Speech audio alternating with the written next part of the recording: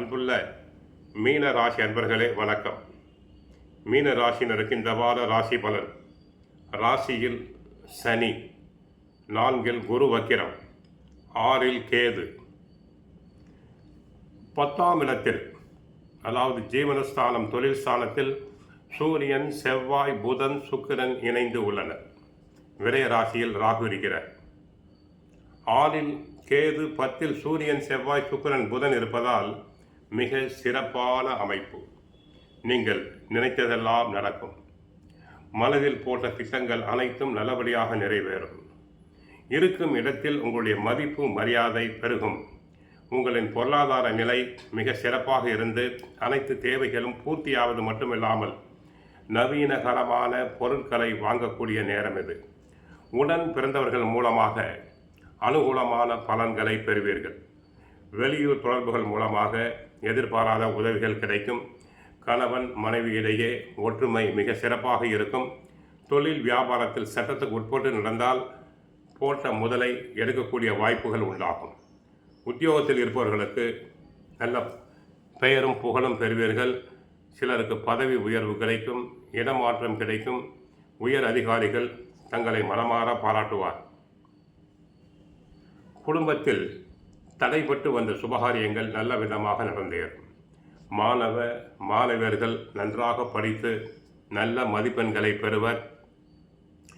போட்டித் தேர்வுகளில் கலந்து கொண்டு பாராட்டுதல் பரிசுகளை பெறுவர். சிலர் உயர்கல்விக்காக வெளி மாநிலங்கள் வெளிநாடுகளுக்கு செல்லலாம்.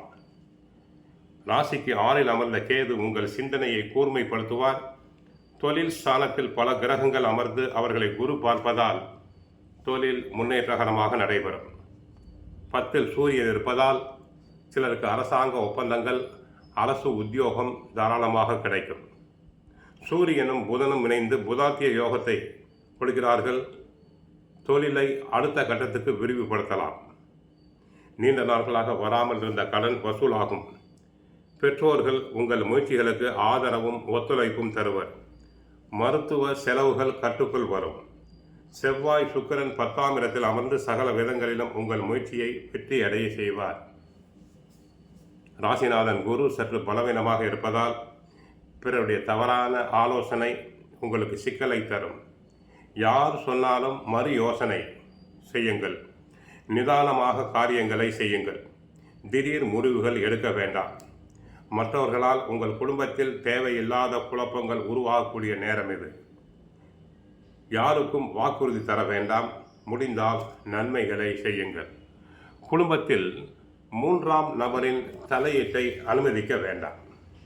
வாகன பயணத்தில் கவனமாக இருத்தல் வேண்டும். அடுத்து, மேல் அதிகாரிகளிடம் பேசும்போது சற்று கவனமாக பேசுதல் வேண்டும். தங்களுக்கு 10ஆம் இடமாகிய தொழில் ஸ்தானம் ஜீவனஸ்தானத்தில் சூரியன், செவ்வாய், புதன், சுக்கிரன் இருந்து குரு பார்வையும் பெறுவதால் அபரிமிதமான நேரம் இது. நல்ல நேரம். தடங்களான சுபகாரியங்கள் அனைத்தும் நடைபெறும்.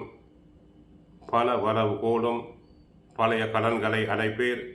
கோவிலுக்கு சென்றால் குரு தட்சிணாமூர்த்தியை வழிபடுங்கள். பாபா கோவிலுக்கு சென்று வாருங்கள். பாபாவின் ஸ்ரீ சாய் சரிதம், சச்சரிதம் புத்தகத்தினை படியுங்கள். வாழ்க வளமுடன், மங்களம் உண்டாகட்டும்.